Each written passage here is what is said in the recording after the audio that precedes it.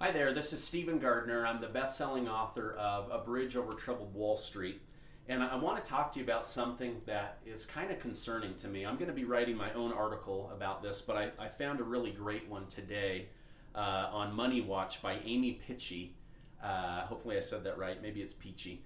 But anyway, she gave some really good insight that I'm going to go into greater detail in one of my own articles. But she talks about the fact that almost 50% of Americans do not have enough cash on hand to even handle a $500 emergency. Water heater goes out, plumbing breaks, washing machine, car repairs, whatever it is, we're simply not fiscally prepared for these emergencies. And to me, that's very sad. I know that the income in America ranges from minimum wage, a couple thousand a year, all the way up to tens of millions a year in income.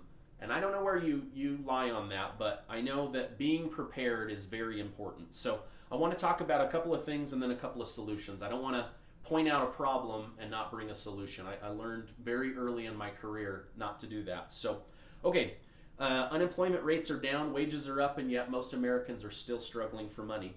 57% of Americans could not cover a $500 emergency, according to Bankrate.com. Although the economy has improved under the Obama administration, we are earning 2.4% less money than we were in 1999.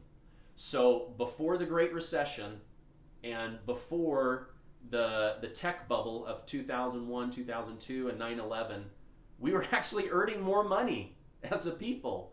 18 years later, we're making less money. That's not good.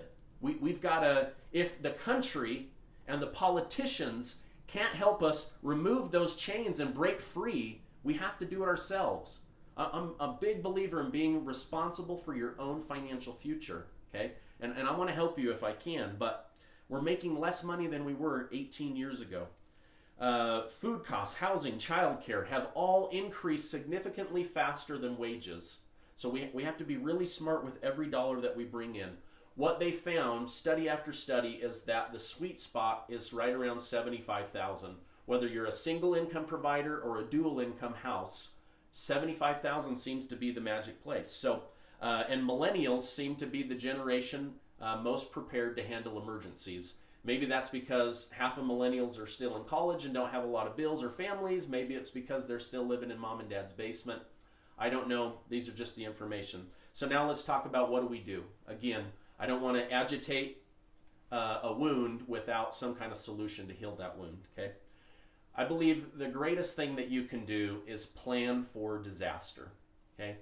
You have to start setting money aside, but we become so hell-bent on getting rich or having money or being seen as an investor or saver that we're putting way too much money into saving and investing or other purchases, digital devices, vacations, whatever it might be.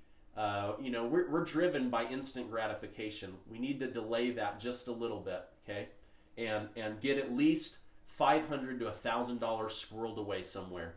And this is money you don't touch, right? If you need help with something else, you go seek it somewhere else. But this money has got to be for true emergencies and not, I need a bucket of KFC, okay? If you're saving for retirement, if you're making enough money that you're able to put something away in a 401k, 403b, Roth IRA, savings account, whatever it is, you need to stop that and go put away money in an emergency fund. Because what's the point of 2 steps forward, 1 step back, or maybe worse, 2 steps forward, 3 steps back? These emergencies can throw us off for years, and we don't want that for you. I know you don't want that for you. Okay, so get that money set aside.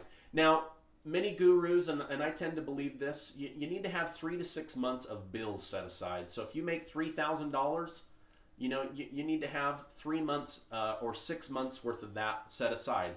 If you make $100,000 a month, you need to have 3 months to 6 months of that set aside, okay? Build a solid foundation and then start to save and invest on top of that, okay? The pyramids were not built from the top down. They were built from the bottom up. So think of it that way, okay? So lastly, if you make over 75,000 and you're still not able to do an emergency fund or save, then you have a problem with spending and you really need to address that.